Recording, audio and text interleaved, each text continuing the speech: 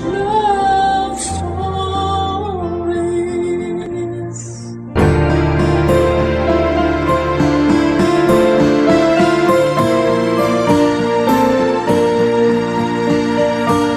Walang ibang hinangad ang isang magulang kung hindi ang kabutihan para sa kanyang anak.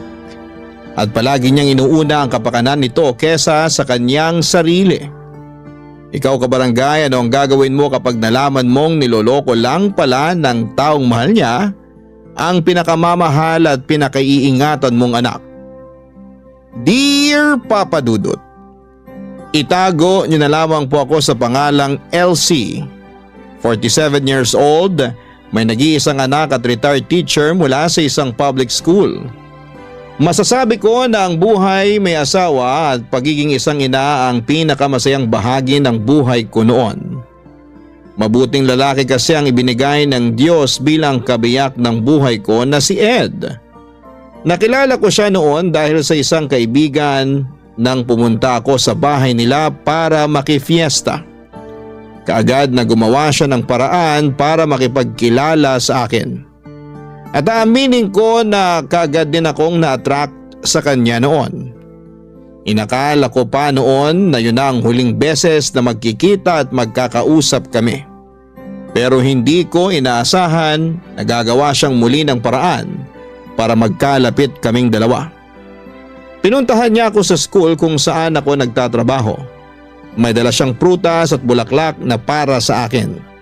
Nang sumunod na araw, sa bahay naman siya dumalaw na may dala ring pagkain.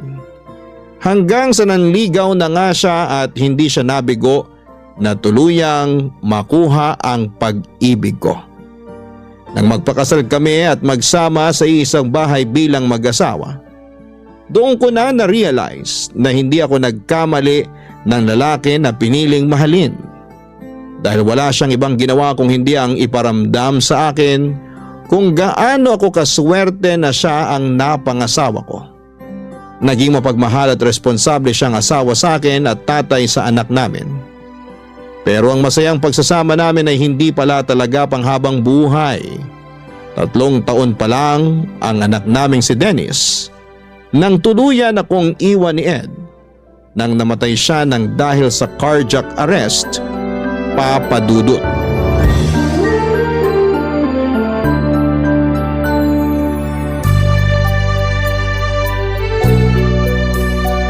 Ay, grabe. Nakakapagod maglaba kapag ganitong oras. Buti na lang hindi pa ganong mataas ang araw sa likod ng bahay. Hindi rin masyadong mainit habang naglalaba ako kanina. Ano kayang pwedeng maluto para sa tanghalian namin ni Dennis? Teka, ano yung naaamoy ko? Oh, Ma, tapos na po kayong maglaba? Oo. Dineretso ko na rin ng sampay para kapag umaraw mamaya matuyo na rin kaagad. Mukhang napagod po kayo. Sandali lang po at pupunasan ko yung pawis sa noo nyo. Eto po, malinis tong tuwalya na hawak ko. Pupunasan ko lang po ang noo nyo. Masyado po yata kayong madaming nilaban. Hindi naman masyadong marami yon kasi nakapaglaban na rin ako nung nakaraang araw lang. Sabi ko naman kasi sa inyo, bumili na tayo ng washing machine para hindi na kayo napapagod sa paglalaba. Washing machine? Sus, makakasira lang ng mga damit natin yun. Pwede naman po na kahit mga pambahay na lang ang i-washing machine nyo. Tapos yung iba, kahit i-handwash nyo na lang kung gusto nyo po. Iha-handwash ko na lang para sigurado ako na malinis ang pagkakalaba ko sa lahat ng mga damit natin. Hindi pa masisira ang mga tela nun, lalo na yung mga pang-alis mo na damit. Akin na nga yung tuwalya at ako na rin magpupunas sa pawis ko. Balikan mo na yung niluluto mo at baka masunog pa yun. Ay, sige po Ma. Papatayin ko na rin yung apoy sa kalan. Kasi luto na rin naman po yung karne ng manok doon. Maupo na rin po kayo kasi nakapaghain na rin po ako ng para sa tanghalian natin. Sige, at medyo gutom na rin ako. Ano palang niluto mo na ulam? Ang paborito nyo pong binakol, Ma. Ay, kaya naman pala amoy pa lang. Mukhang napakasarap na ng niluto mo kasi paborito ko.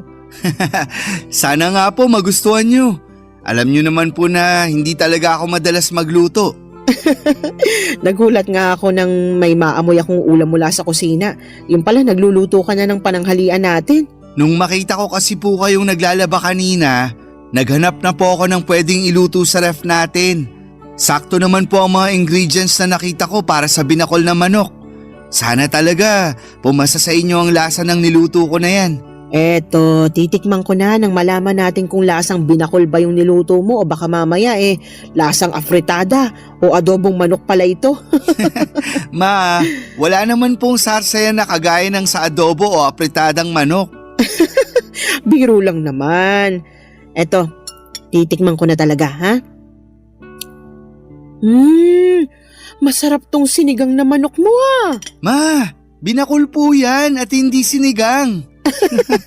Pero seryoso na anak, masarap tong niluto mong binakol na manok. Talaga po, ma? Walang halong biro? Walang halong biro. Pwede ka na ngang mag-asawa sa sobrang sarap nitong niluto mo. Asawa agad, ma? Hindi ba pwedeng girlfriend muna?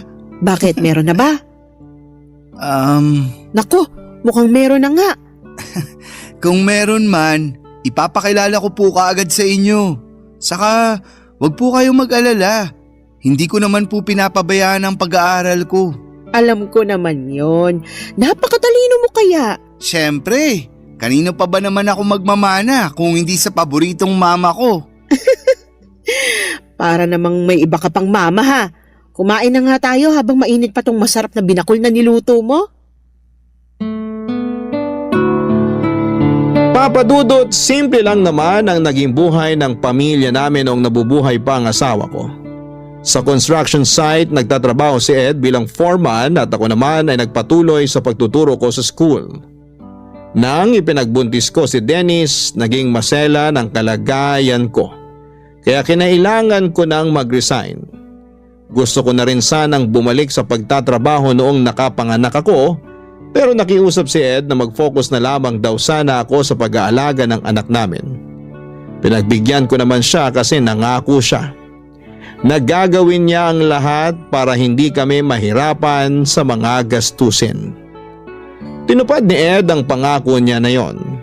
Kaya madalas siyang mag-overtime para madagdagan ang kinikita niya sa trabaho. At alam niyo, sa totoo lang, may bahagi ng sarili ko ang hanggang ngayon nagigilty pa rin dahil pakiramdam ko. Masyado kong iniasa lahat ng responsibilidad sa asawa ko.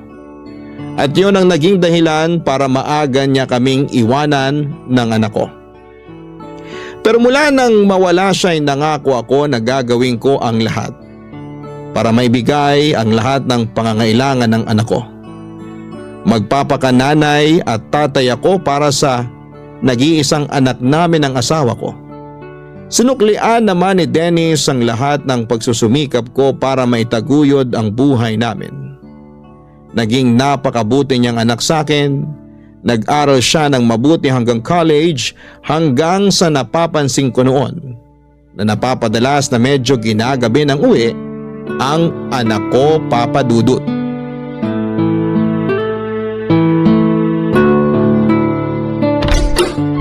Mukhang hindi pa nakakauwi si Dennis dito sa bahay, ah. Mabuksan na nga ang ilaw dito sa sala at nang makaupo muna ako sa sofa.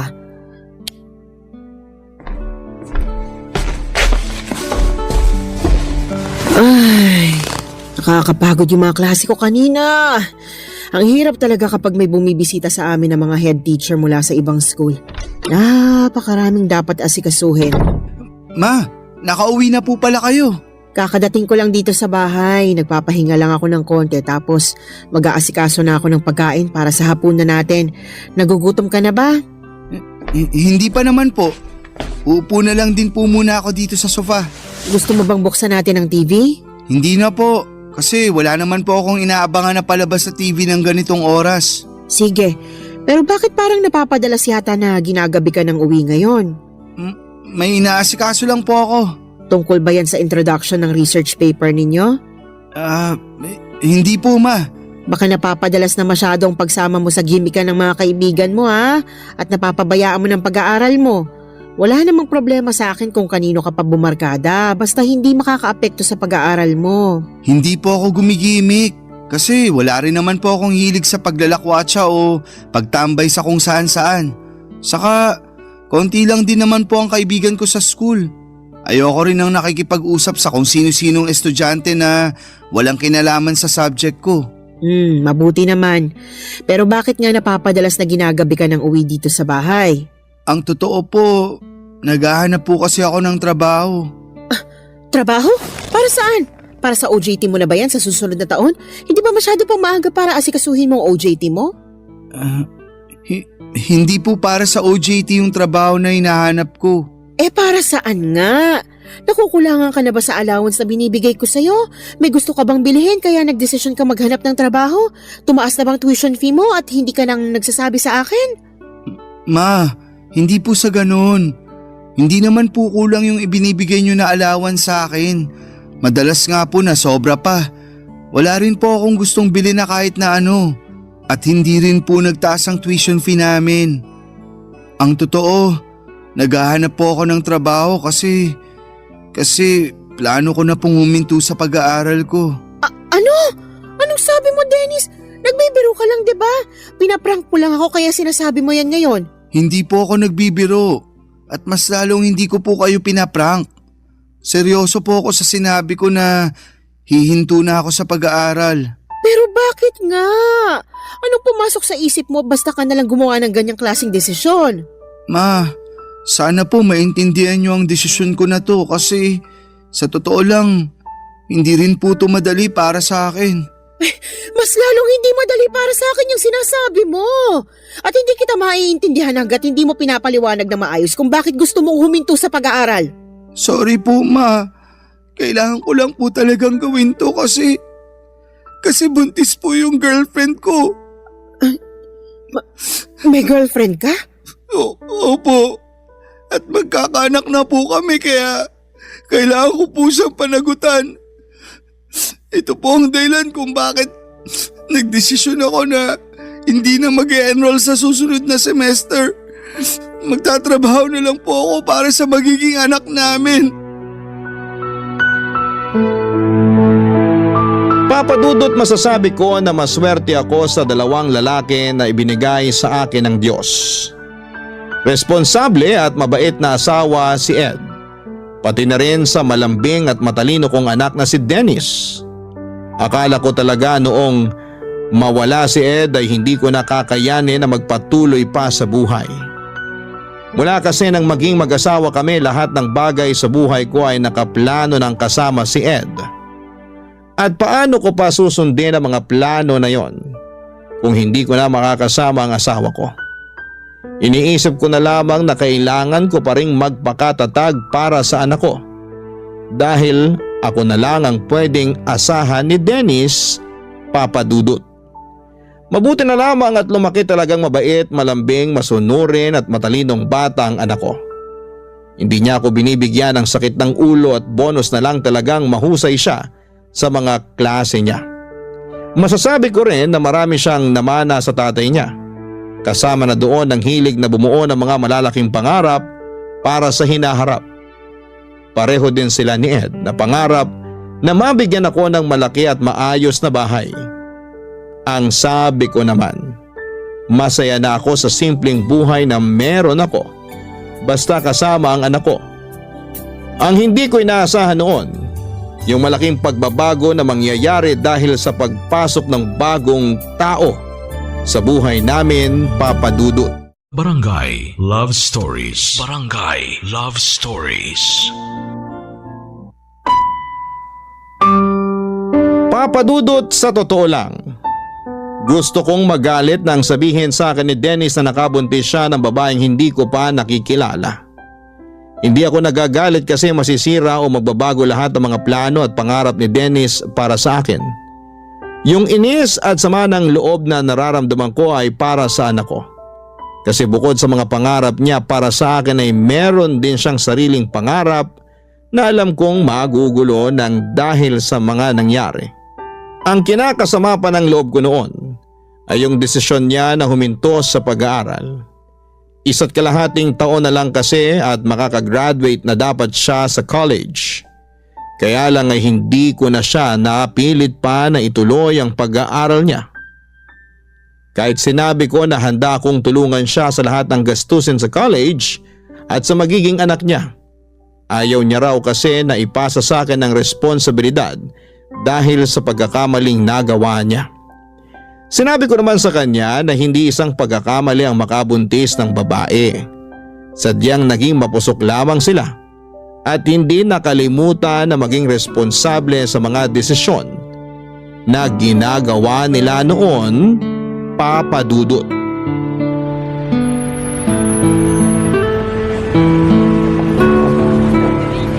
Malapit na tayo sa bahay namin, Kyla. Medyo malayong lakaran pala to, no? Oo, kasi bihira ang dumaraan na tricycle dito sa street namin. Napansin ko rin na parang konti ang mga tindahan dito sa inyo. Medyo nga. Pero wag kang mag-alala kasi may sari-sari store na katabi mismo ng bahay namin. Ayun, sakto. Alam mo naman na mahilig akong bumili ng mga kutkuti na pagkain. Mas okay talaga na may malapit na tindahan sa atin. Pero sa totoo lang, kinakabahan na ako. Kasi baka hindi ako magustuhan ng mama mo. Sobrang bait ng mama ko. Kaya sigurado ako na magugustuhan ka niya at magkakasundo kayong dalawa. Nandito na tayo sa bahay namin. Pagpasensya mo na lang kasi simple lang tong bahay namin. Uy, ang ganda kaya ng bahay niyo, Dennis. May gate pa bago yung mismong pinto ng bahay. Ang ganda pa ng mga halaman dito sa garden niyo. Naku, alagang-alaga ni mama yung mga halaman na yan. Pasok na tayo sa loob. Kasi sigurado akong excited na rin si mama na makilala ka.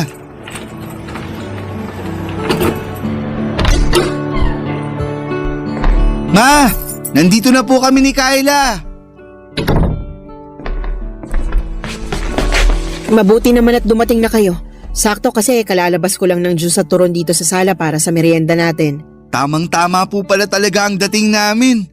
Oo, mainit-init pa nga yung turon na niluto ko. Ay, ma! Si Kyla nga po pala. Girlfriend ko. Kyla, si mama. Magandang hapon po, ma'am. Anong ma'am? Mama ako ni Dennis at hindi ako teacher sa bahay na ito.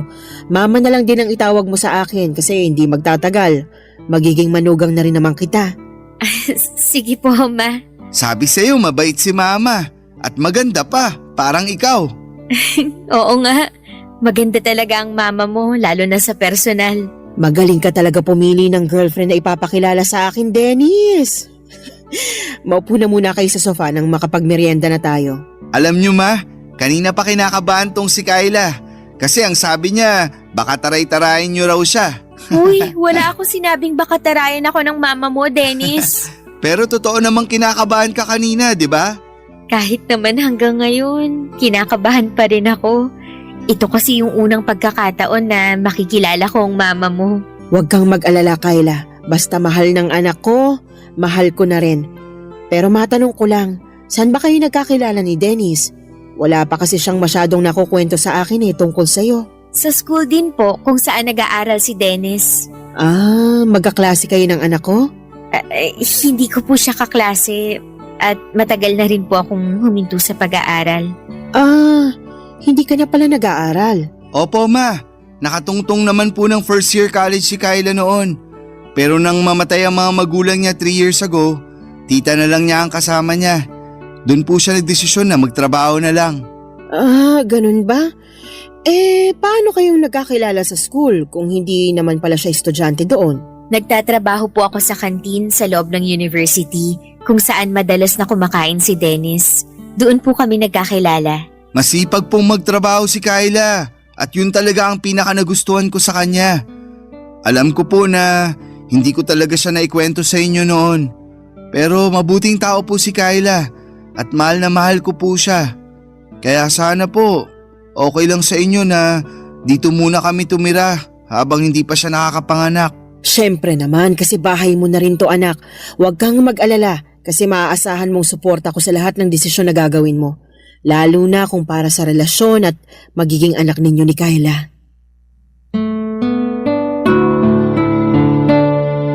Papa Dudut, wala talaga akong alam na kahit na ano tungkol kay Kyla. Ni hindi ko alam na may girlfriend na pala ang anak ko. Ang akala ko noon ay nakafocus siya sa pag-aaral niya, yun pala ay may ibang tao na siyang binibigyan ng atensyon, Papa Dudut. Pero noong araw na nakilala ko naman si Kyla, ang naisip ko kaagad ay makakasundo ko siya dahil mukha siyang mabait na babae.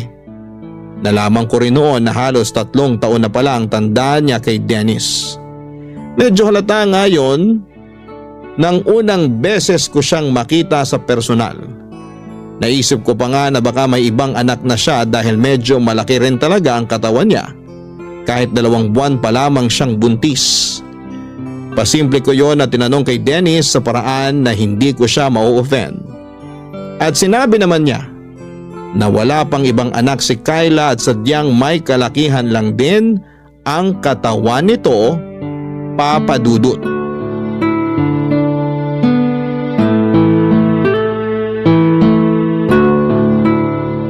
Ma, gagabihin po pala ako ng uwi mamaya.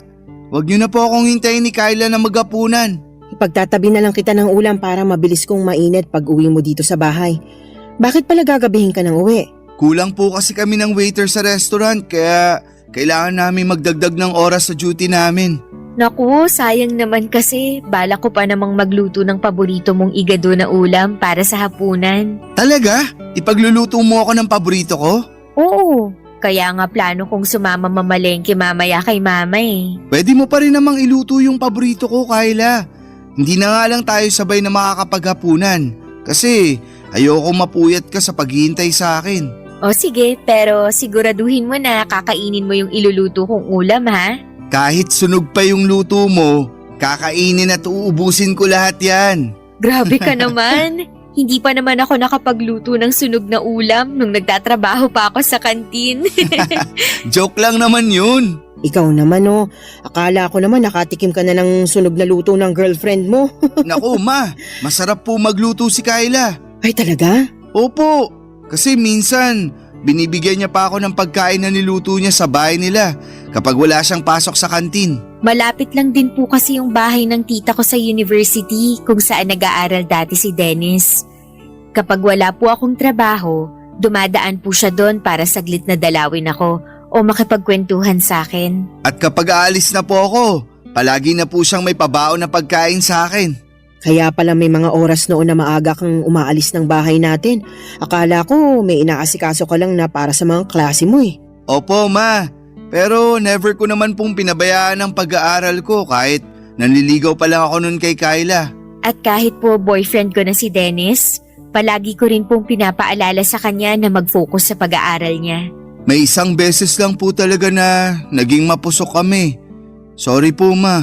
Nako, huwag nyo nang isipin yun kasi hindi na natin mababago yung mga nagawa nyo noon at yung mga nangyari noon. Mas mahalaga ngayon na mag-focus tayo sa present, lalo na sa future na para sa baby ninyo. Tama po kayo. Kaya magsisipag talaga ako sa trabaho para sa pamilya na to. Teka, kailangan ko na nga rin po palang umalis kasi baka malate pa ako. O sige, mag-iingat ka anak. Opo ma, lalabas na rin po ako ng bahay. Bye po. Bye Kyla. Bye, mag-iingat ka.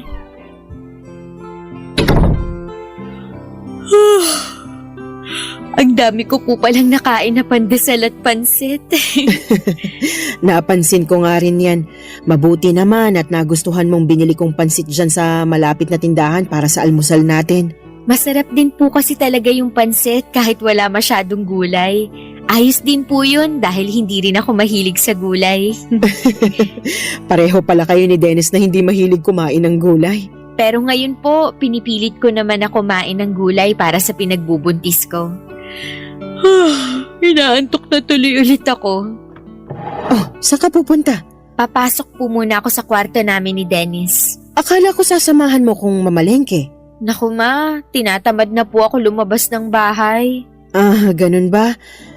Sige, ako na lang ang bibili ng mga sahog na gagamitin mo sa lulutuin mo mamaya. Kayo na lang din po siguro magluto mamaya. Hindi rin naman makakauwi ng maaga si Dennis. Sa ibang araw na lang po ako magluluto para sa kanya.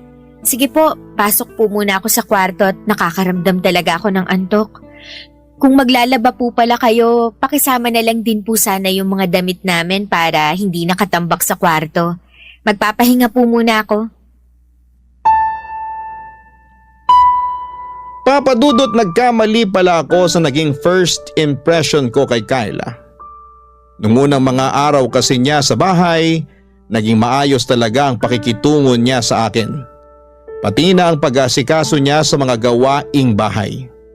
Maaga siyang gumigising at pagkatapos mag-almusal ay dediretso sa sala para magwalis-walis ng sahig. Kasunod ang pagpupuna sa mga bintana, nagluluto rin siya ng para sa hapunan namin at siya ang nag-aasikaso ng pinagkainan namin sa almusal. Pero pagkalipas ng ilang linggo ay nagbago ang lahat, lalo na nang kinailangan kong mag-resign sa trabaho. Napaaga noon ang retirement ko dahil lumala ang katarata sa kanang mata ko.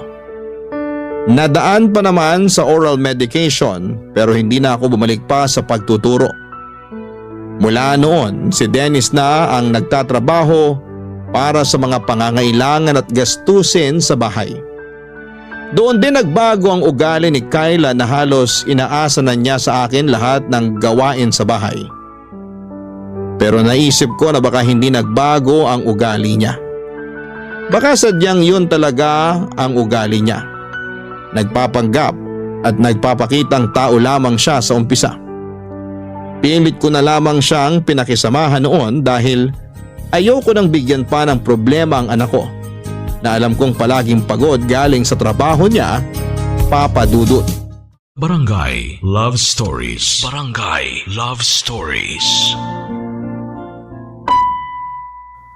Papa Dudut, sa isang restaurant nagtatrabaho noon si Dennis. Dahil sa mga gamot na kailangan ko, mga vitamins ni Kyla at iba pang gastusin sa bahay, madalas na nag-o-overtime sa trabaho ang anak ko.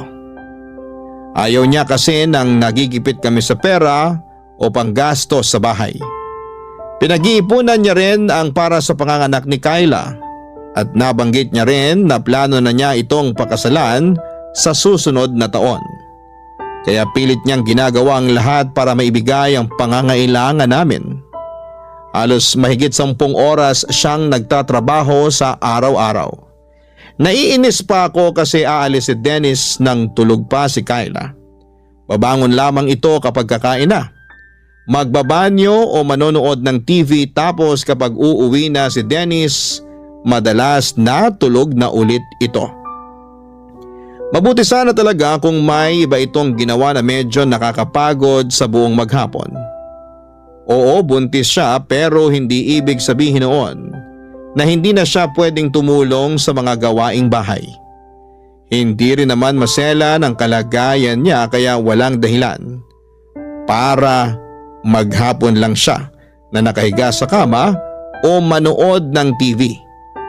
Pero hinayaan ko lamang siya at walang kahit na anong narinig mula sa akin. Ang sabi ko baka kapag nanganak na si Kyla ay mas magiging maayos ang ugali niya. Pero naging malala ang lahat lalo na nang makunan si Kyla. Pagkalipas lamang ng ilang buwan, naging maayos na ang kalagayan nito pero mas naging tamad sa mga gawaing bahay, Papa Dudut.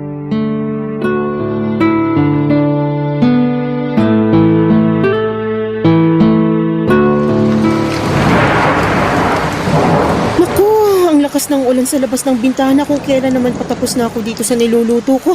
Mababasa pa yung mga nilaban ko kahapon. Mapakuha ko na nga lang muna yun kay Kyla. Kyla! Kyla! Pakisilong muna nga muna yung sinampay sa labas bago pa tuluyang mabasa ng ulan. Kyla! Naririnig mo ba ako? Ang sabi ko pakisilong muna yung mga sampay natin. Hindi ko na maiwan tong niluluto ko rito, Kyla. Sige po, Ma. Isisilong ko na po. Mabuti naman at lumabas na rin siya ng kwarto. Buong araw na lang siyang nakakulong doon at hindi man lang magwalis sa sala. Lahat na lang ng kailangang asikasuhin dito sa bahay, ako nang gumagawa. Haluin ko na nga munang mabuti tong mga gulay. Ayan, mukhang ayos na tong niluluto ko rito. Mapatayin ang apoy sa kalan at silipin ko muna si Kyla kung nagtitiklop na ba siya ng mga sinilong na damit. Kyla! Tinitiklop mo na ba yung mga sinilong mo mula sa labas? Ay teka, nasaan ang babaeng yun? At talagang iniwanan lang dito sa sofa yung mga damit na kinuha niya mula sa sampayan? Ay, mga basa pa yung iba sa mga ito. Tapos sinama na niya sa mga to yung damit. Talaga namang magsisilong na lang ng mga damit, hindi pa inayos. Kailan mo ba aayusin ang mga kilos mo dito sa bahay na ito, Kyla? Bakit naman po hindi kayo kumakatok bago niyo binuksan yung pinto at pumasok dito sa kwarto namin? Bukas tong pinto ng kwarto nyo kaya hindi na ako kumatok. Eh bakit po kayo nandito?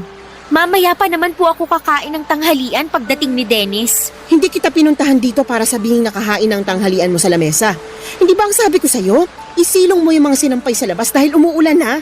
Opo, at sinunod ko po ang utos nyo na isilong ang mga sinampay. Nilagay ko na nga po lahat sa ibabaw ng sofa. Kaya ano pa po bang kinakainis nyo dyan? Ginawa ko naman po yung inuutos nyo sa akin. Ayun na nga eh!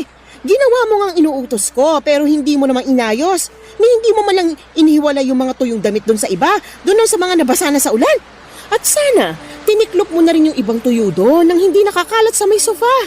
Ma, ang sabi nyo kanina, isilong ko lang ang mga yon. Wala naman po kayong sinabi na pati pala pagtitiklop, kailangan ko pang gawin. Kailangan ko pa ba talagang sabihin yun? Syempre naman po. Hindi ba pwedeng magkusa ka na lang kasi alam mo naman kung anong dapat na gawin pagkatapos isilong ang mga damit? Hindi ko naman po damit ang lahat ng yon. Yung iba po doon, damit nyo at damit ni Dennis. Kaya bakit ako pa ang magtitiklop ng mga yon? Ako na nga ang naglaba? Ako pang pagtitiklopin mo ng lahat ang ng ulan yun? sa labas. Oh, ma, ano pong ginagawa niyo dito sa kwarto namin ni Kyla? Kinakausap ko lang itong girlfriend mo. Bakit po? Ay nako Dennis, di ba kanina ko pa sinabi sa'yo na masakit ang ulo ko? Oo, nabanggit mo nga bago ako umalis kanina para kumuha ng updated police clearance ko. Ayan kasi si Mama, inutusan pa ako na lumabas para isilong ang mga damit kanina. Naulanan ako kaya lalong sumakit ang ulo ko. Tapos ngayon, inuutusan pa ako na tiklopin ang lahat ng mga damit na sinilong ko kanina. Ma, bakit naman po kay Kyla niyo pa pinapagawa yun? Pwede naman pong ako na lang ang magtupi ng mga damit mamaya. Hindi naman kasi talaga masakit ang ulo ng girlfriend mo. Ayaw niya lang talagang kumikilos dito sa loob ng bahay natin. Ma, kanina pa po sinabi sa akin ni Kyla na hindi talaga okay ang pakiramdam niya. Basta, ako na po ang magtutupi ng mga damit mamaya.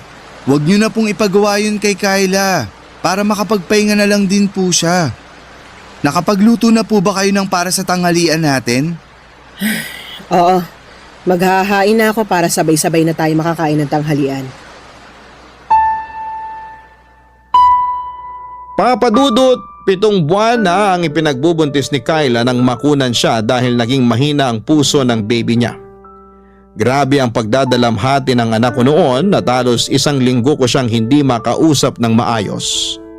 Mabuti na lang at pagkalipas ng 2 linggo mula nang mailibing ang anak ni Kyla, nakita ko na muling nagkaroon ng direksyon ng buhay niya.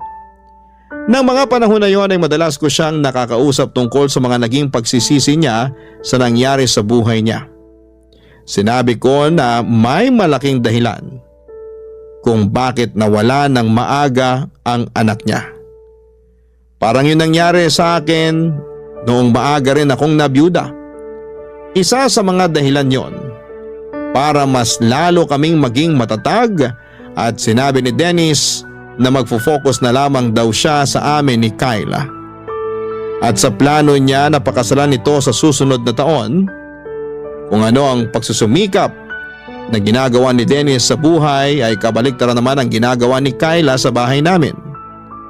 Lumala ang pagiging tamad niya sa bahay at may mga oras na kapag nakikisuyo ako na tulungan niya ako sa ibang gawain, kagaya ng pagwawalis sa sala o pagluluto, palagi niya akong sinisigawan at sinasabi niya na abala ako sa pagsa-cellphone niya. At nang minsang magkasagutan pa kami ni Dennis, nang dahil sa kanya ay gusto ko talagang magalit sa anak ko dahil mas kinampihan pa nito ang babae na yon kesa sa akin ang nanay niya. Pero pilit ko na lamang na pinalampas ang lahat noon at patuloy na tiniis ang ugali ni Kyla. Pero ang isang bagay na hindi ko talaga natansya noon ay nang makita ko si Kyla na nakikipagharutan sa isang lalaki sa may mismong harapan ng gate ng bahay namin. Tinawag ko siya noon pero hindi niya ako pinansin tapos ay tinarayan pa. Hindi ako nakatiis pa kaya naman nilapitan ko sila, pinalis ko yung lalaki at pilit na pinapasok si Kyla sa loob ng bahay, Papadudot. Bakit niyo naman po binastos yung bisita ko, Ma? Binastos? At siya pa talaga yung nabastos? Tama ba yung ginawa niyong paghaharutan sa harap mismo ng bahay ko? Ano pong paghaharutan ang sinasabi nyo? Pinsan ko lang po yung kausap ko kanina sa may gate. Pinsan! Ang sabi mo nung nakaraan, delivery rider yon na naghahatid lang ng mga ino-order mo na kung ano-ano sa online. Oo nga po, pinsan ko po yung delivery rider na yon. Ano na naman po ba yung iniisip nyo na hindi maganda tungkol sa akin? Hindi ako mag-iisip ng ganito kung wala akong nakikita na masamang ginagawa mo. At kailan pa po naging masama yung pakikipag-usap sa pinsan ko? Huwag mo ang binibilog ang ulo ko. Hindi lang kayo nag-uusap ng lalaki na yon. Nakita ko na hinahawakan niya ang kamay mo at hinalikan ka pa niya sa pisngi mo. Ang laswa nyo naman pong mag-isip, ma. Ang hirap po sa inyo. Lahat na lang ng ginagawa ko dito sa bahay na to, mali sa paningin nyo. Eh kailan ka ba gumawa ng tama? Ultimo pag-aasikaso ng mga kailangan gawin dito sa bahay, hindi mo naman ginagawa ng tama. Magpapalaba ka na nga lang ng mga damit mo, hindi mo pa ilagay sa tamang lalagyan. Pati na nga ang mga pinagkainan mo, basta mo nalang iniiwan sa lababo. Kita nyo na? Napakarami nyo naman pong issue sa akin. Kanina, yung pakikipag-usap ko sa labas ng bahay. Ngayon naman, pati ang bawat kilos ko dito sa loob ng bahay nyo, sinisita nyo na. Alam nyo, mabuti pa, magpahinga na lang ako sa kwarto namin ni Dennis. Sumasakit na naman po kasi ang ulo ko dahil sa ingay nyo. Sandali lang, Kyla. Hindi ko pa tayo na! tapos mag-usap. Bitawan nyo nga ang braso ko. Huwag mo kasi akong talikuran dahil nag-uusap pa tayo. Pwede po bang hayaan nyo na lang akong pumasok sa kwarto namin? Tapos ano? Magkukulong ka na naman dyan buong araw? At lalabas ka na lang kapag kakain na? Kung may issue po kayo sa akin, si Dennis na lang po ang kausapin nyo. Papasok na po ako sa kwarto kasi ayoko na po makipagtalo sa inyo. Sabi ng hindi pa tayo tapos Nasasaktan mag-usap. na po ako. Bitiwan nyo nga po yung braso ko. Ano pong nangyayari dito? Nasa pinto pa lang ako. Naririnig ko na po ang mga sigawan nyo. Mabuti naman at umuwi ka na. Si mama kasi, kanina pa ako sinisigawan. Tapos ang higpit pa ng hawak niya sa braso ko. Tingnan mo, oh. Halos magmarka na ang kamay niya sa balat ko. Ma, bakit nyo naman po sinisigawan at sinasaktan si Kyla? Hindi ko siya sinisigawan at mas lalong hindi ko siya sinasaktan. Gusto ko na kasing magpahinga, pero ayaw niya pa akong papasukin sa kwarto natin. Ano ba talagang nangyayari dito? Yang girlfriend mo kasi, nakita kong nakikipagharutan sa ibang lalaki dyan sa labas ng bahay natin. Doon pa talaga sa may gate natin. Kyla, ano tong sinasabi ni Mama? Hindi naman totoo yon. Hindi totoo? Kahit nakita ko na hinawakan niya ang kamay mo at hinalikan ka niya sa pisngi mo? Pinsan ko nga lang po kasi yon na binibigyan niyo ng mali siya. Kung nabibilog mo ang ulo ng anak ko, huwag mo ko igaya sa kanya. Hindi mo ako maloloko, Kyla. Pwede po bang tigilan niyo na nga po yung kakaisip ng kung ano-ano tungkol sa akin? Alam ko naman kasi talaga na ayaw niyo sa akin kaya gusto niyo akong siraan sa anak niyo. Hindi kita sinisiraan sa kanya. Nagsasabi lang ako ng totoo. Nagsasabi lang din po ako ng totoo. Sadyang marumi lang po ang isip niyo kaya kung ano-ano na lang yung lumalabas sa bibig niyo. At ako pa talaga ngayon ang madumi mag-isip? Sino pa po ba? Kayo lang naman po yung walang tigil sa pagbabantay sa bawat galaw ko dito sa bahay na to. Teka, wag na nga kayong magsigawan ni Mama, Kyla. Hindi naman kasi ako nag-umpisa nito. Yang mama mo. Palibasa, sampid lang ako dito sa bahay kaya ginaganyan niyo na lang ako. Tama na. Huwag ka nang umiyak. Gusto ko lang naman talagang magpahinga muna. Pero ayaw niya akong papasukin sa kwarto natin. Palagi niya na lang binabantayan bawat kilos ko dito. Kulang na nga lang, pati paghinga ko dito sa loob ng bahay na to, bantayan niya. Tama na. Huwag ka nang umiyak. Sige na, pumasok ka na muna sa kwarto natin. Pero Dennis! Ma, mamaya na lang po tayo mag-usap. Gusto ko na lang din po sana munang magpahinga. Papa Dudut, matagal ko nang napapansin ang mga kakaibang kinikilos noon ni Kyla na pinagsasawalang bahala ko lang madalas. Kapag nakalis na si Dennis ng bahay papunta sa trabaho niya, maririnig ko na si Kyla sa loob ng kwarto nila na halos bumubulong na parang may kausap. Minsan nang nasilip ko siya sa loob ng kwarto nila. Nakita ko na may hawak siyang cellphone at nakangiti habang parang kinikilig sa kausap niya. Napapadalas din yung lalaki na kausap niya noon na pumunta sa may gate ng bahay namin. Nung unang nakita ko siya na kausap ni Kyla sa may gate ay nag-usisa ako At sinabi niya na nagdi-deliver lamang daw ito ng item na in-order niya online. Hanggang sa halos araw-araw na silang nagkakausap noon. May mga araw din noon na umalis siya sa bahay kapag nasa trabaho na si Dennis. At ang paalam niya ay pupunta siya sa isang kaibigan. Uuwi siya bago makauwi si Dennis sa bahay. Pero minsan papadudot. Naunang umuwi si Dennis sa kanya at nagtaka ang anak ko kung bakit wala si Kyla sa bahay.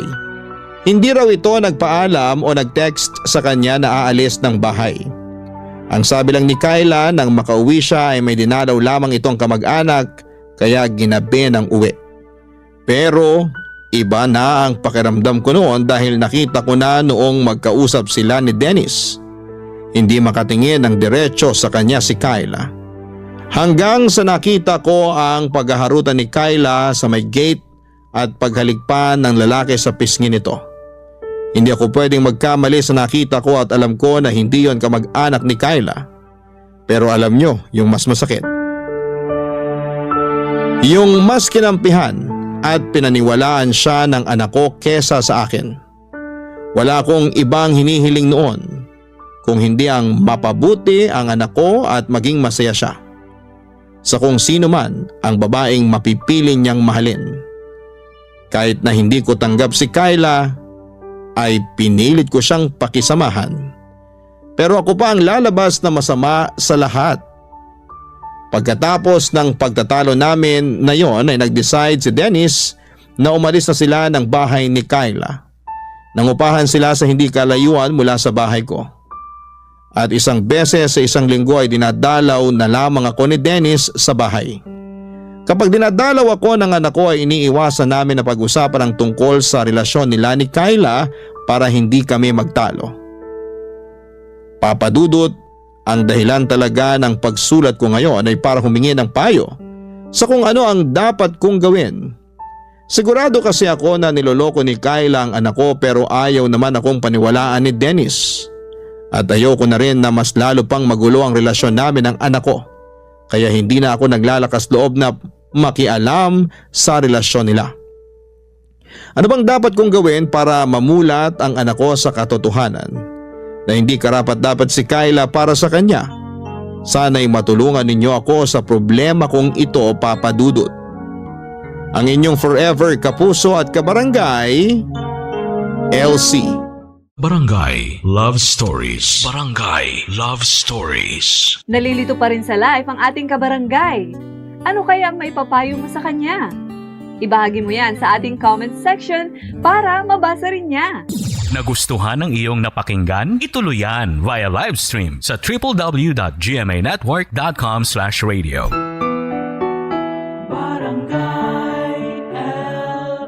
In Mega Manila 97.1. Forever.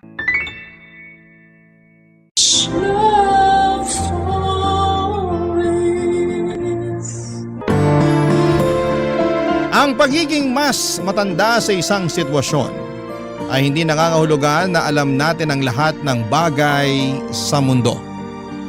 Ang pagkatuto ay hindi lamang limitado sa mas bata dahil araw-araw tinuturuan tayo ng buhay. Ikaw, kabarangay, marunong ka bang magpakumbaba?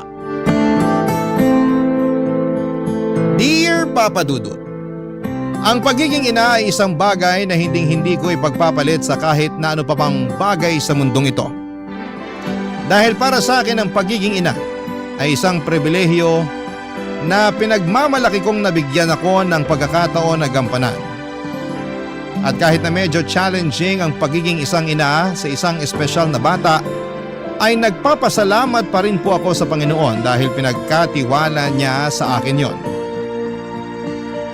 Ang tulad nitong anghel na dapat kong ingatan, alagaan at pagkamahalin. Pero bago ko po ipagpatuloy ang pagkukwento ay pabati muna ng isang mapagpalang katanghalian sa lahat ng mga kabarangay natin. Itago niyo na lamang po ako sa nickname ko na Zenny, taga Pasig, 33 years old at dating preschool teacher pero sa ngayon ay full-time mom sa aking 8-year-old daughter na isang awesome kid. At yung bang terminolohiya na ginagamit sa mga batang may autism. Tandang-tanda ko pa ang reaksyon ng mami ko noong nag-decide ako na mag-resign sa pagkaguro taong 2023 para tutukan ang pag-aalaga at pagiging nanay sa aking anak, Papa Dudut.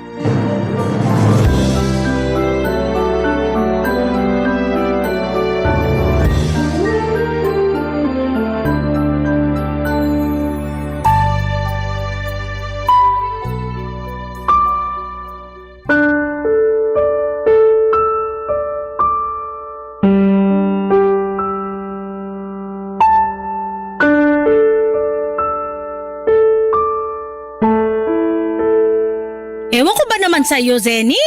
Kung ano-ano na lang talaga pumapasok dyan sa kokote mo. Mami naman, hindi po yun kung ano-ano. Tsaka matagal na naming pinag-isipan at pinag-usapan yun ng asawa ko. Oh, pinag-isipan at pinag-usapan naman pala nila ate. Bakit pa kayo nagagalit dyan, Mami? Pwede ba, Nash? Huwag ka nang sumabad dyan. Hindi naman kita kinakausap eh. Hindi ka man lang ba nanghihinayang, Nak?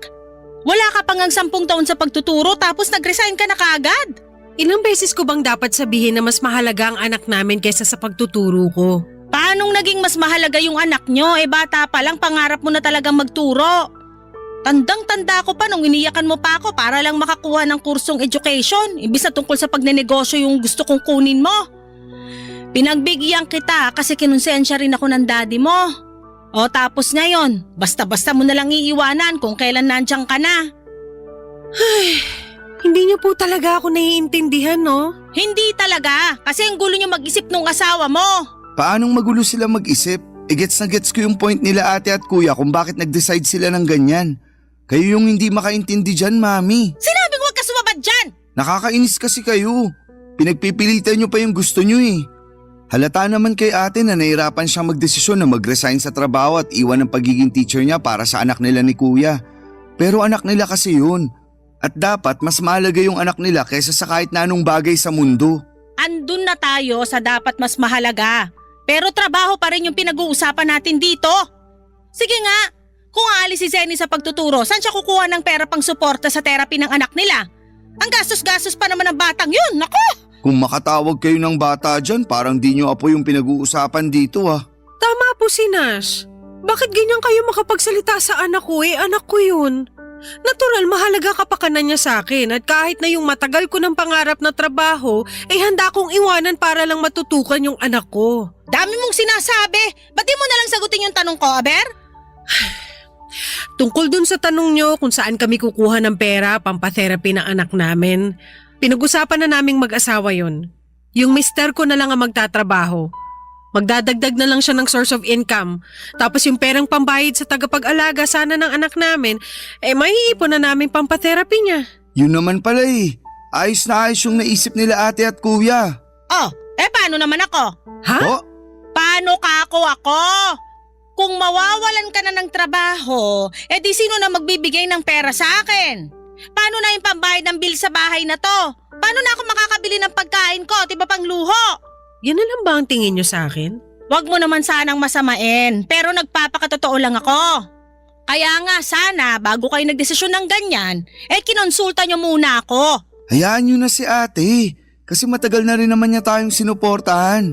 At kahit na nga nung nagkaanak sila ni kuya nakasuporta pa rin siya sa atin. Nakikisabat ka sa usapan pero hindi mo naiintindihan yung punto ko? Naiintindihan ko. Kaya nga sabi ko, hayaan nyo na si ate. Palayain nyo naman siya sa mga responsibilidad niya sa atin. Bakit? Sapat ba yung kinikita mo para masuportahan lahat ng pangangailangan natin dito sa bahay? Kasi kung oo, wala nang usap-usap. Ngayon pa lang makakalaya na yung ate mo sa mga responsibilidad niya sa atin. Madali naman akong kausap Papa Dudut, bata pa lamang ay pangarap ko na talagang maging isang teacher. Kaya ngayon ang kursong kinuha ko noong tumungtong ako sa kolehiyo. At sobrang saya ko noong nakapagtapos ako at nabigyan ng pagkakataon na makapagturo sa isang pampublikong paaralan. Kaya naman malaking dagok din sa akin na mag-resign at iwanan ang pagtuturo, pero kung para sa anak ko ay wala akong hindi kayang isakripisyo, Papa Dudut. Bukod doon ay pinag-usapan na rin namin ng mister ko ang desisyon kong yon at masaya ako dahil suportado niya ako. Katulad ko ay ayaw na rin niyang ipagkatiwala sa iba ang anak namin. Lalo na may espesyal itong pangangailangan. Tapos ay lumaki na rin po ito. Kaya nga ganoon na lamang ang pagkadismaya ko sa reaksyon at mga sinabi ng mami namin. Tungkol sa desisyon ko, lalo na at hindi naman masama ang intensyon ko kung bakit ko yun ginawa. Sa bagay, mas worried pa siya sa pera na mawawala sa kanya na mula sa akin kesa sa kapakanan ng sarili niyang apo. Buti na labang ay to the rescue ang kapatid kong si Nash kaya hindi na lumala pa ang pagtatalo naming yon ni Mami. Hindi nga nagtagal, taong 2024 ay nakasampa na sa barko si Nash at siya na ang nagpapadala ng pera kay Mami. Laking pasalamat ko talaga kasi pakiramdam ko ay nakaalis na ako sa pagiging breadwinner ng pamilya namin, lalo na nga at meron na rin akong sariling pamilya na dapat natutukan. Pero dahil sa mga nangyari, ilang buwan din kaming hindi nag-usap ni Mami. Hanggang sa isang araw ay nagulat na lamang ako nang tumawag siya sa akin, Papa Dudut.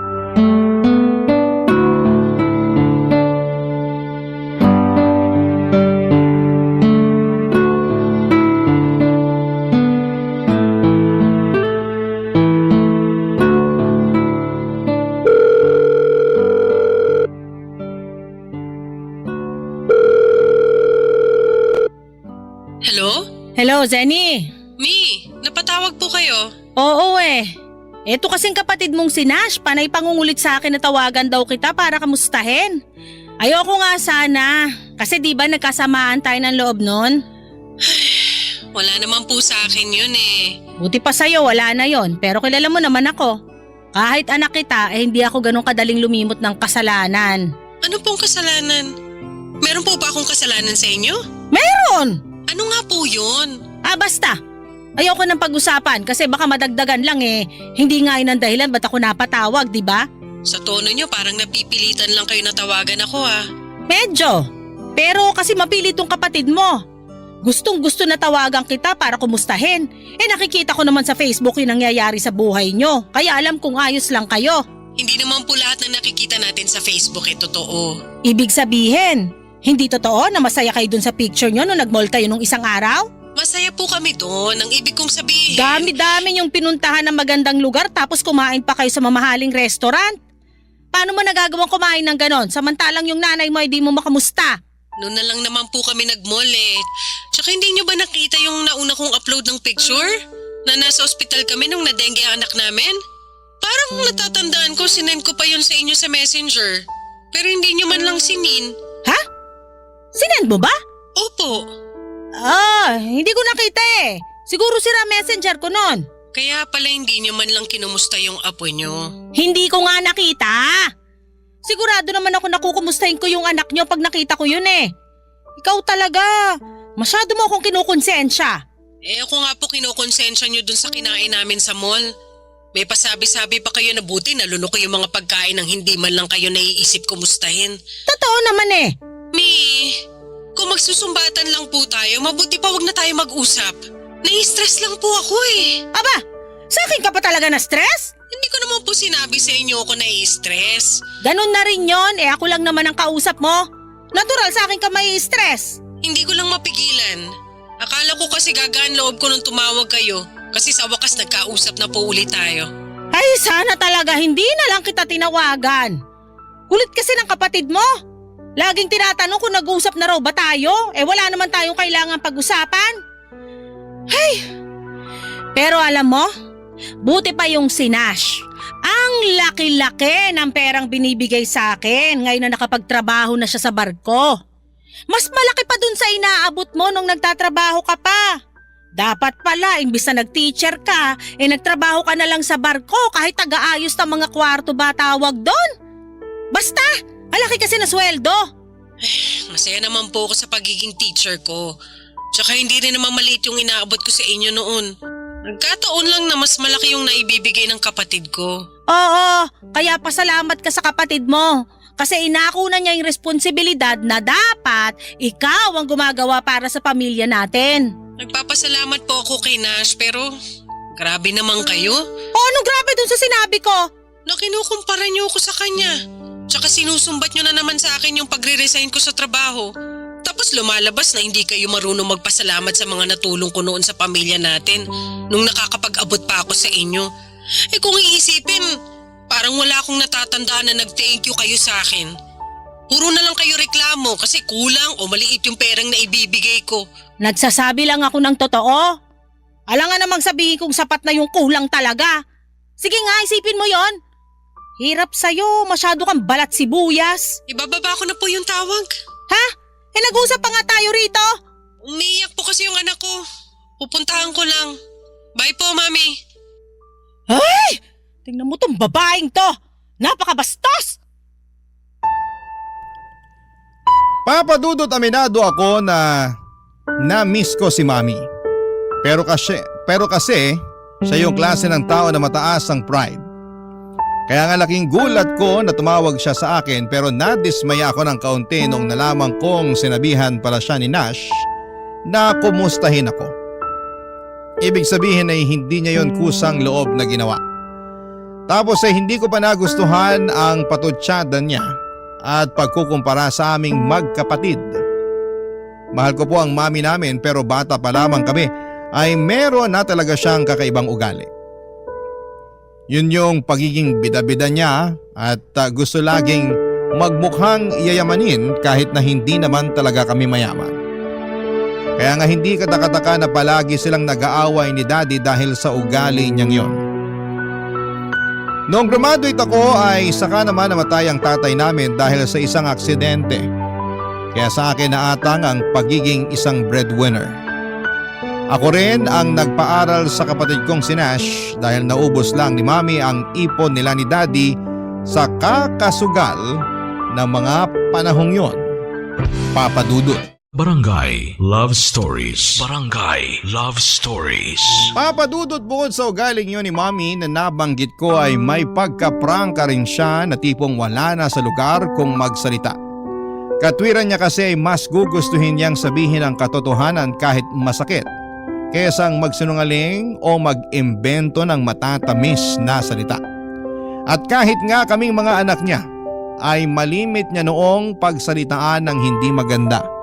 At sinasabi niya na mas mabuti sa kanya na manggaling ang mga puna dahil nanay namin siya kaysa naman sa ibang tao pa. Buti na lamang at hindi kami nagmana sa kanya ng kapatid kong si Nash. Kasi kung anong prangka at sakit magsalita ng mami namin ay siya namang lumanay naming magsalita ng kapatid ko. Iniisip din namin ang sasabihin bago magsalita at kaya nga paboritong-paborito ako noon ng mga estudyante ko sa preschool dahil mabait daw akong teacher pero makatuwiran. Bagay na pinagmamalaki ko at may tuturing na isang achievement bilang isang guro, papadudot.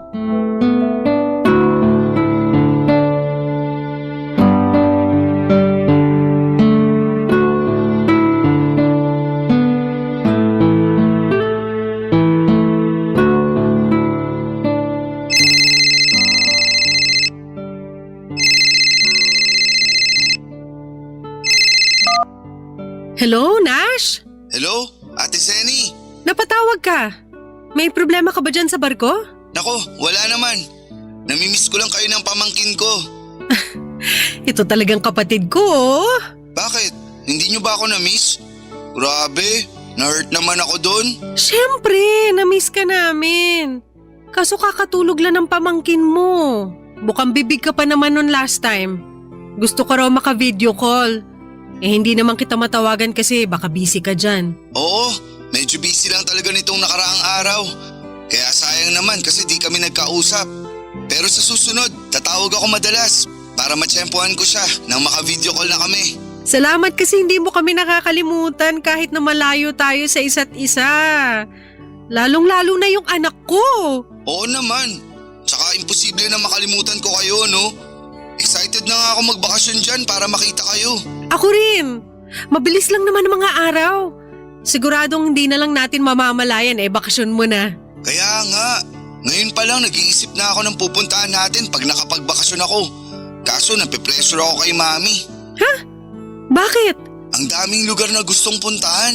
Gusto pang mga ibang bansa. Kasi raw yung mga kumare niya nadadala ng mga anak nila doon. Okay lang naman sana pero nagsisimula pa lang naman ako mag-ipon. Tsaka malaki rin yung perang pinapadala ko sa kanya buwan-buwan. Si Mami talaga?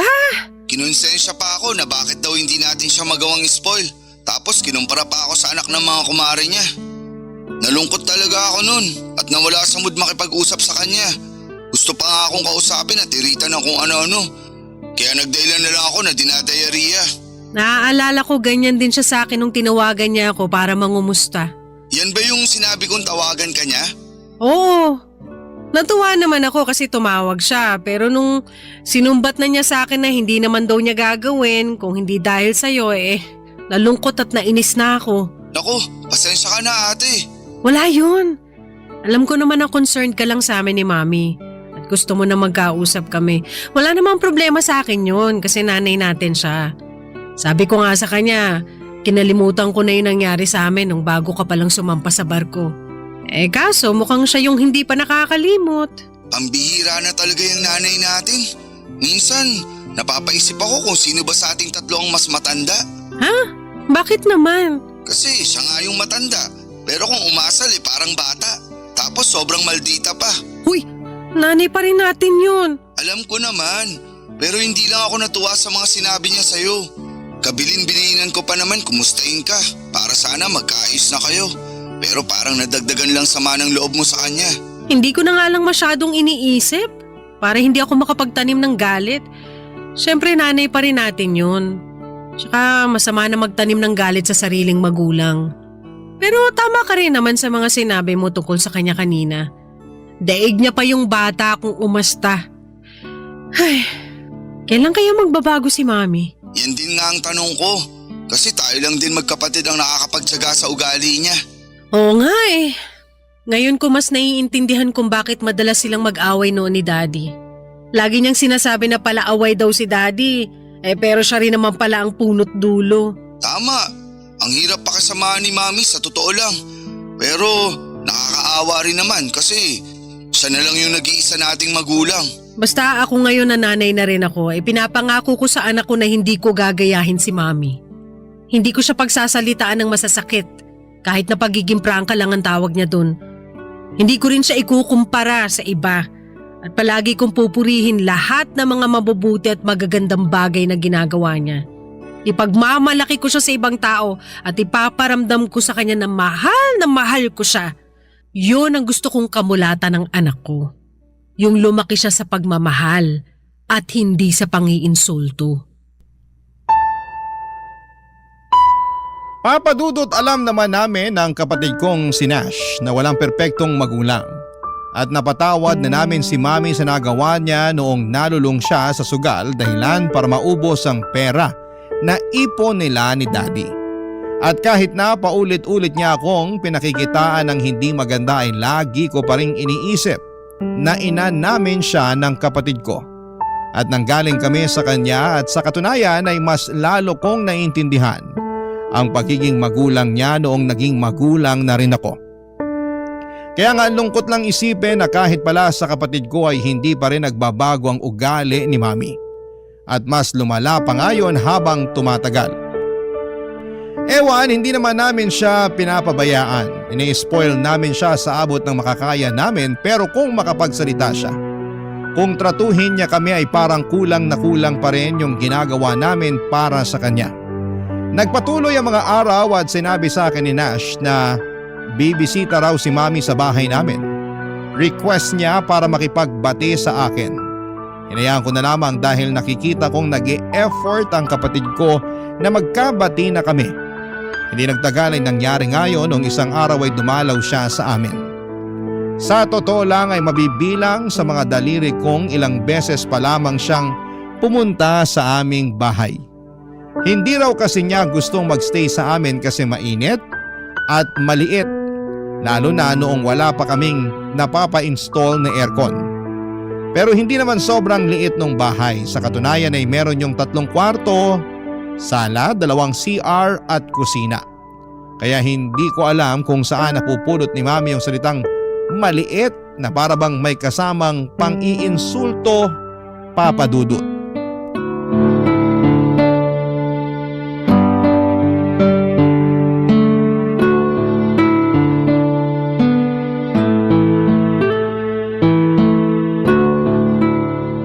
Ito po, Mi. Nag-order po ako ng mga paborito niyong pagkain. Ano-ano ba yan?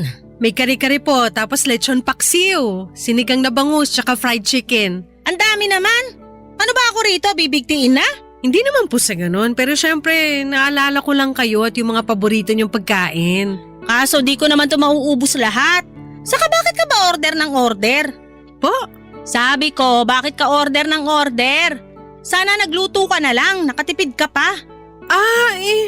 Hindi na po ako nakapagluto.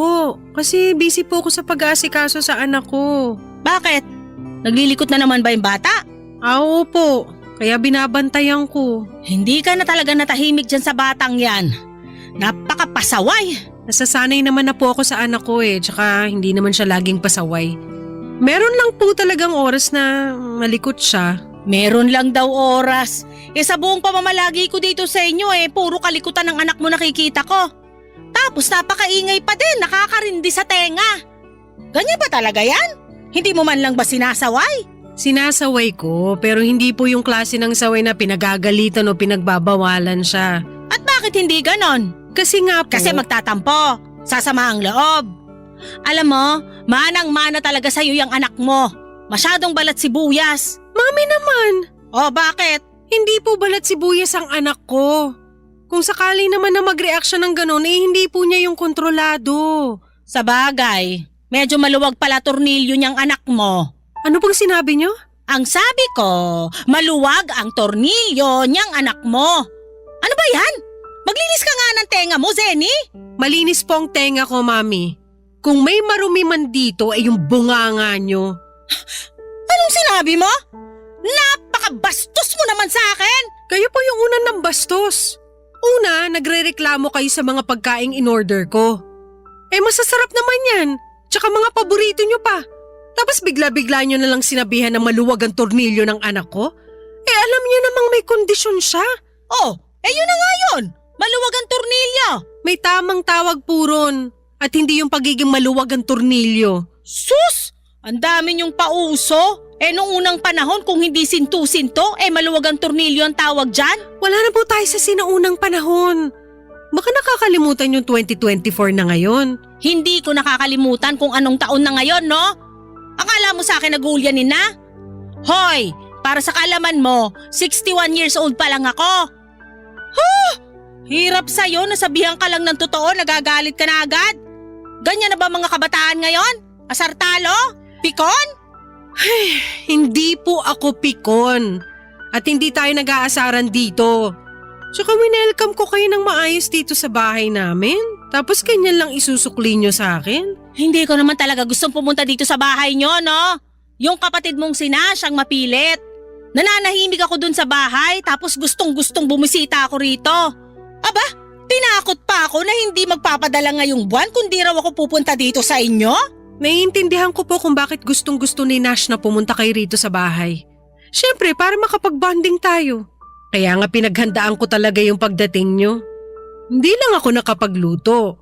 Pero nag-effort akong umorder ng mga paborito nyong pagkain na hindi nyo man lang na-appreciate. Kayo po ba naiintindihan nyo yung intensyon ng kapatid ko? Kung bakit niya ginagawa sa atin to? Hirap sa inyo masyado kayong ma-pride. Na wala na sa lugar anak nyo naman ako. Hindi po ako ibang tao para ganyan ninyo. Kahit naman sa ibang tao, ganito ako Saka matagal na mataas ang pride ko. Mas mataas pa sa bubungan ng bahay nyo. Sinabi nyo pa. Aba talaga namang sinangayunan mo pa nga? Kesa namang kontrahin ko, di ba? Tsaka kakasabi ko lang na masyado kayong ma-pride na wala na sa lugar. Hey! Sana talaga din na lang ako pumayag na pumunta sa bahay nyo. Sana nga po, hindi na lang kayo pumunta rito kung hindi nyo rin pala magagawang iwan sa bahay. Yung ugali nyong yan. Nakakalungkot. Kasi akala ko po makakapag-bonding na tayo. Papa Dudut, noong nalaman kong bibisita si Mami sa bahay namin ay na-excite ako at masaya ako na ibinalita yon sa mister ko. At kahit pati siya ay natuwa na pupunta ang Mami sa bahay. Nagtanong nga siya sa akin kung magluluto ba ako ng espesyal lalo na yung mga paboritong putahe ng nanay ko. Pero ang sabi ko ay plano ko na umorder na lamang sa labas dahil matrabaho yon at walang titingin sa anak namin. Hindi naman ako kinontra ng mister ko lalo na rin at hindi rin naman niya ako matutulungang mag-alaga sa anak namin. Kasi nga may pasok siya sa trabaho ng araw na yon.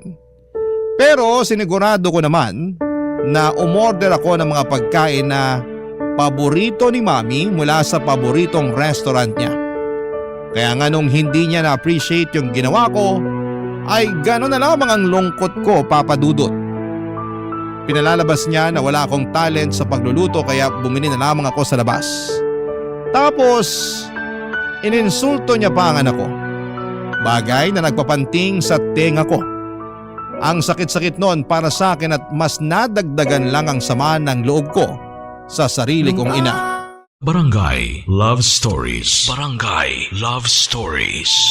Papadudot sa kabila ng lahat ay pilit kong sinantabi ang mga hinanakit at sama ng loob ko sa mami ko dahil may mas importante akong bagay na dapat pagtuunan ng pansin. At yun nga ang anak namin ng mister ko. Sa totoo lang ay hindi madali ang magkaroon ng anak na espesyal. Ang kondisyon, walang araw na hindi nagiging extra challenge lalo na kapag sinusumpong siya. Pero sa kabila ng lahat ay sobrang saya ko kasi nagagampanan ko ng maayos at mabuti ang pagiging nanay sa anak namin. Doon ko nga mas lalong na-appreciate, Papa Dudut, ang sarili ko at ang iba pang nanay dyan. Lalo na yung katulad kong merong anak na may autism. At buti na lamang kahit na wala akong masyadong suporta at tulong na nakukuha mula sa aking sariling ina ay nandyan naman ang kapatid kong si Nash para mangumusta at umalalay sa amin sa pamilya ko.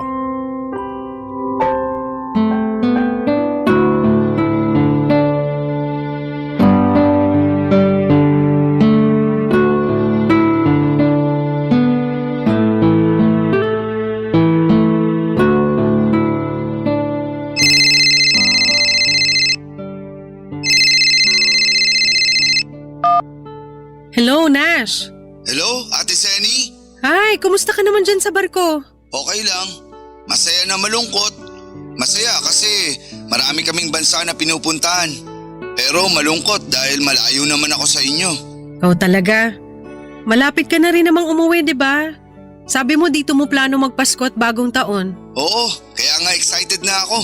Parang gusto ko nang hilahin ng mga araw para lang dumating na yung bakasyon ko. Gustong gusto ko na kayong makita, lalo na yung pamangkin ko. Miss na miss ka na nga nung anak ko. Panay banggit sa pangalan mo, hindi niya makalimutan na ipapasyal mo raw siya sa museum pag nagkita kayo. Alam mo naman yung batang yun nahihilig sa history at geography. Kaya nga naisip ko siya agad nung nakapunta na ako sa mga bansa na palagi naming pinag-uusapan na gusto niyang puntahan paglaki niya. Ay, sana talaga kasama ko kayo rito, ate. Yun bang nakakapamasyal tayo bilang pamilya at hindi nagtatrabaho? Hayaan mo. Alam ko naman na matutupad din yan sa susunod eh. Kung hindi ngayon, siguradong meron pang susunod. Pinag-iipunan naming mag-asawa yung birthday ng pamangkin mo. Gustong gusto kasi no na mamasyal imbes na mag-party. Naisip ko, okay lang dahil mas matrabaho naman yung pagpapaparty kaysa pamamasyal. Tapos kakain na lang din kami sa labas. Alam mo, mas practical nga yan.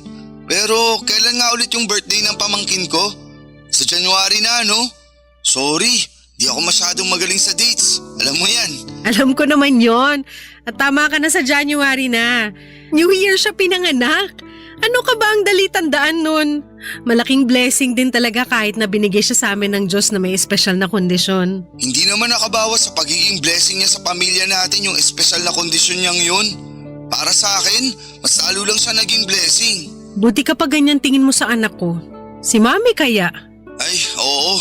Nakwento nga niya yung nangyari nung pumunta siya dyan sa inyo. Sorry ate ha. Sorry saan? Kasi pinapunta ko pa siya dyan. Umaasa kasi ako na makikita ni Mami yung nakikita ko, lalo na sa anak mo. Kung gaano siya kabait, katalino, mapagmahal at malambing na bata. Naintindihan ko naman na mabuti yung intensyon mo eh. Kaya hindi ka dapat mag-sorry. Tsaka sinabi ko kay mami na gusto mo lang din kaming makapag-bonding. Kaya pinapunta mo siya sa bahay. Pero kakaiba rin kasi si mami. Parang walang sandali na hindi siya nakakahanap ng pwedeng ipintas sa akin, sa anak ko, sa pamilya ko at sa bahay namin. Puro hindi magagandang bagay ang lumalabas sa bibig niya. Nabanggit nga niya sa akin na sinagot-sagot mo siya noon. Grabe yung reklamo niya. Para siyang batang nag-aalburuto kasi inagawan ng candy. Pero natatawa na lang ako nung pinakikinggan ko siya. Ha? Bakit ka naman natatawa? Kasi ang satisfying lang sa tenga ng mga sagutan mo. Satisfying ka dyan. Mali pa rin naman na sumagot sa magulang, di ba? Nandun na tayo. Pero hindi naman sila palaging tama eh.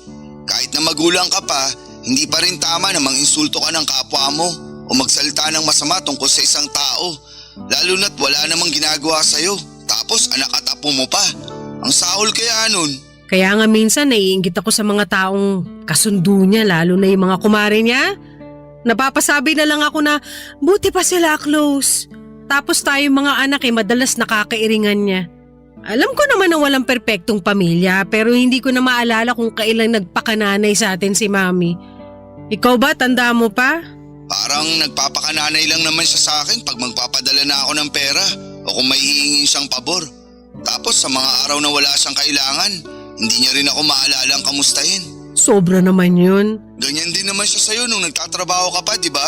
Oo, pero hayaan na siguro natin si mami. Mahirap turuan ng mga matatanda.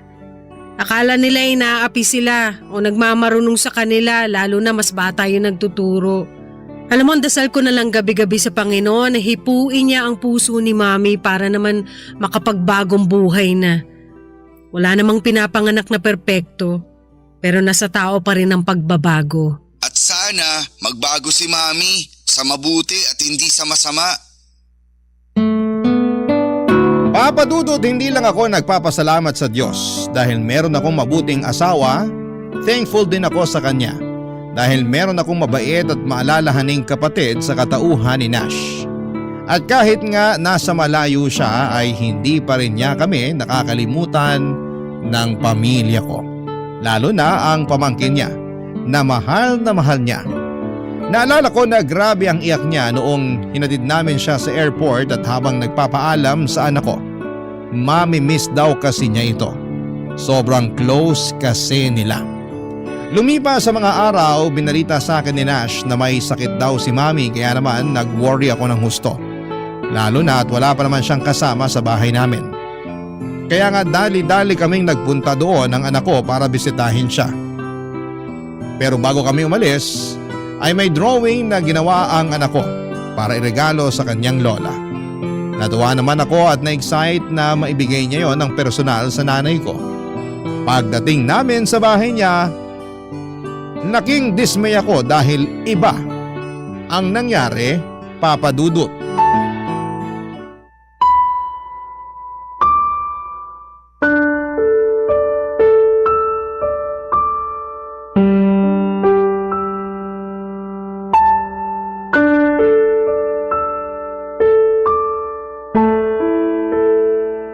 Sobra na po kayo sa anak ko, Mi. Oh, ano bang ginawa ko sa anak mo? Para sa kaalaman mo, hindi ko siya pinalo o pinagmalupitan kaya umiyak yun, no? Baka mamaya makasuhan pa ako ng child abuse nang wala sa oras. Hindi nyo nga pinalo. Hindi nyo nga pinagmalupitan pero pinagsalitaan nyo naman na masakit kaya umiyak siya. Ha? Ano ba sinabi ko? Sinabi ko lang naman yung totoo. Kasalanan ko ba kung nasaktan siya?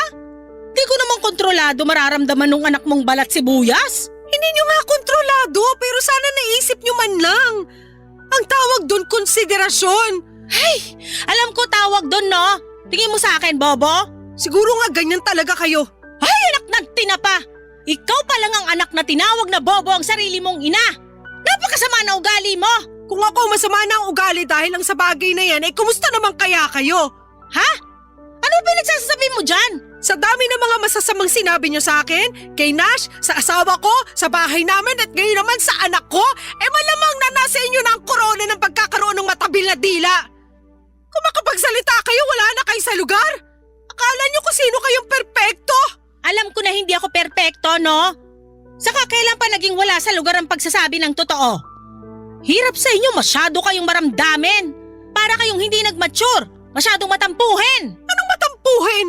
Anong hindi nag-mature? Baka kayo ang hindi nag-mature. Sa tanda kong to, hindi pa pala ako mature? Opo, kasi kung mature kayo mag-isip, hindi nyo pagsasalitaan ng masama yung anak ko. Hindi nyo sasabihin na pangit yung drawing niya, na mabuti pang itapon na lang kaysa ibigay sa inyo. Eh kasasabi ko lang na ginawa niya yung para iregalo sa inyo. Ano bang magagawa ko? Kung pangit talaga. Saka ayoko nga nun, no? Regalo ka dyan eh, hindi ko naman birthday. Anong gagawin ko doon? Kalat lang yun sa kwarto ko. Hindi talaga kayo marunong maka-appreciate ng mga bagay na binibigay o ginagawa sa inyo. Bakit mo ba ako sinisigawan? May sakit na nga yung tao. Kasi sumasobra na kayo. Napakawalang konsiderasyon nyo. Tapos kapag pinagsasabihan kayo o sinasaway, lagi niyong dinadahilan na nagsasabi lang kayo ng totoo. Para sa kaalaman nyo, hindi sa lahat ng oras ay kailangan sabihin ng totoo. Kung makakapanakit lang kayo ng ibang tao, lalo na sa katulad ng anak ko. Bata pa yung sinabihan nyo ng masakit na salita. Anak ko! Apo nyo pa! Kahit sinong bata, may espesyal na kondisyon o wala, hindi deserve na pagsalitaan ng masakit ng lola nila. Bakit naman hindi? Nung araw ganyan naman magsalita mga matatanda sa amin, tapos di naman kami nasasaktan. Hindi ako naniniwalang hindi kayo nasasaktan. Aba, sinasabi mo ba na sinungaling ako? Opo, kasi kung hindi kayo nasasaktan, edi hindi rin kayo magre-react sa mga pagsagot-sagot ko sa inyo. Kaso nasasaktan din kayo, kaya nagagalit kayo ng ganyan. Alam mo naman pala na nagagalit ako, tapos sinasagot-sagot mo pa ako. Alam ko na masamang sumagot sa magulang. Pero sana alam nyo rin ang limitasyon nyo bilang magulang. Hindi nyo pwedeng gamitin sa lahat ng oras na nanay namin kayo ni Nash o mas matanda kayo sa amin para idahilan na alam nyo na ang lahat. Kaya nasabi ko na parang kayo ang hindi nag-mature sa amin kasi ganyan pa rin ang pag-uugali nyo. Bakit kaya hindi nyo subukang magbago ng pag-uugali? Para naman magkasundo-sundo na tayo. Kung iisipin nyo kasi, hindi lang kami ng kapatid ko yung palagi nyong kairingan at tinuturing na kaaway. Pati na rin yung mga iba natin mga kamag-anak. Kung tutuusin, mas kasundo nyo pa yung mga kumare nyo. Mabuti sana kung nalalapitan nyo sila sa oras ng kagipitan. Eto nga nagkasakit kayo, walang dumalaw sa inyo rito sa bahay ni isa. Kami na nga lang ng anak ko ang pumunta. Tapos ganyan nyo pa kami tratuhin. Sobra naman po yata yun. Sobra naman po kayo. Papa Dudut, hindi na nakaimik si Mommy sa mga sinabi kong yon at nakita ko na lamang na napabuntong hininga siya. Tapos ay sunod-sunod na yung ubo niya, kaya nag-worry naman ako. Inasikaso ko siya, bagay na hindi na niya tinanggihan. Totoo naman lahat ng mga sinabi ko tungkol sa mga kumari niya na wala man lang pumunta sa bahay para kumustahin siya. Buti na lang talaga at binalita sa akin ni Nash ang kondisyon ni Mommy at napuntahan agad namin siya. Pinagluto ko rin ng Mommy ng lugaw at pinakain. Tapos ay pinainom ko siya ng gamot at maya-maya lang ay nakatulog na siya. Nanood na lamang kami ng TV ng anak ko sa sala hanggang sa makatulog siya at pagkatapos ay naglinis na ako ng bahay namin. Habang ginagawa ko yon, ay nakokonsensya ako sa mga sinabi ko sa mami ko, pero may bahagi ako sa aking isipan na nagsasabi na tama lang din na prinangka ko siya para ma-realize niya na sumosobra na siya. Kami lang ba ng kapatid kong si Nash ang may nanay na katulad ng nanay ko? Mahal pa rin namin siya, Papa Dudut, pero sana'y magbago na siya. At tama ang kapatid ko na magbago siya sa mabuti at hindi sa masama dahil marami pa kaming pangarap sa buhay na gusto naming kasama siya. Sa kasalukuyan ay hindi na ganong kamaldita si Mami. Feeling ko ay tinablan siya sa mga sinabi ko sa kanya noong may sakit siya at nakita niya ang importansya ng pamilya na siyang nandyan at maasahan sa oras ng kagipitan. Kasabay noon ay hindi pa rin ako humihinto sa pagdarasal na sana'y tuluyan na kaming magkasundo dahil hindi pa naman huli ang lahat. Hanggang dito na lamang po ang sulat ko, Papa Dudut.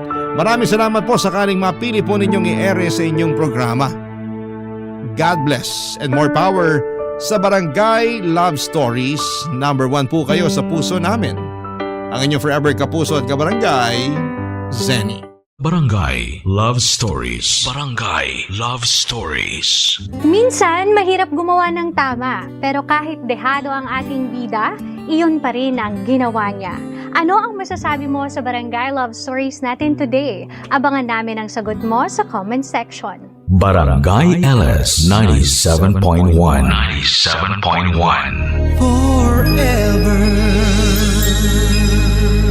Number 1.